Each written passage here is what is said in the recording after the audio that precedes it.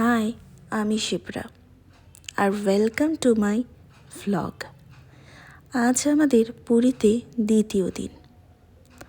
আজ আমরা ভ্রমণে বেরিয়েছি ওড়িশার কোণারক সূর্য মন্দিরের উদ্দেশ্যে। ওড়িশার কোণারক সূর্য মন্দিরের আজ তোমাদের কিছু হিস্ট্রিক্যাল স্টোরি শেয়ার করি। তার আগে বলি এই মন্দিরটি কত সালে এবং কে প্রতিষ্ঠান করেছে। এই মন্দিরটি 1250 সালে তৈরি করা হয়েছে।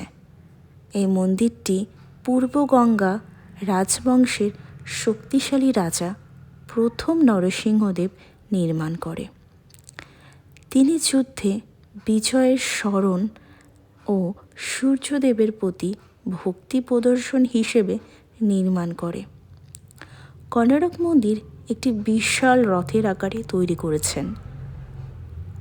এই মন্দিরের রথটিতে 12 জোড়া বিশাল পাথরের চাকা রয়েছে, যা বছরের 12 মাস বা দিনের 24 ঘন্টাকে নির্দেশ করে।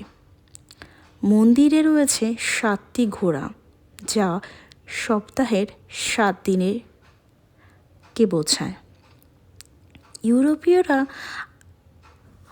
ইউরোপীয় নাগরিকরা এই মন্দিরকে ব্ল্যাক প্যাগোডা বলতেন। মন্দিরের চূড়ায় জানত একটি বিশাল আকারের চুম্বক ছিল, যা জাহাজের কম্পাসকে নষ্ট করে দিত বা অনেক সময় দুর্ঘটনার কারণও হতো। তবে মূল মন্দিরটি, যা প্রায় 200 ফুট উঁচু ছিল, আজ তার নেই। এর সঠিক পতনের কারণ নিয়ে ঐতিহাসিকদের মধ্যে মতভেদ রয়েছে।